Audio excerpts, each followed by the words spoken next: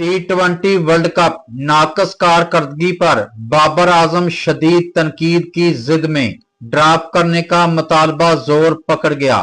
T20 world cup के इफ्तिताही match में पाकिस्तान ने नीदरलैंड को सनसनीखेज मुकाबले के बाद 3 विकेटों से शिकस्त दे दी।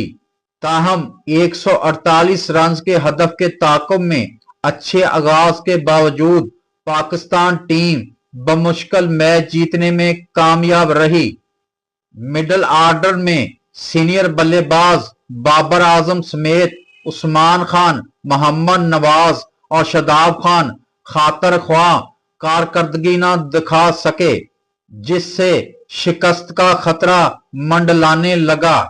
बाद अज़ां फहीम अशरफ ने 11 गेंदों पर 29 रन की जारहाना इनिंग्स खेलकर टीम को फतह दिलवा दी।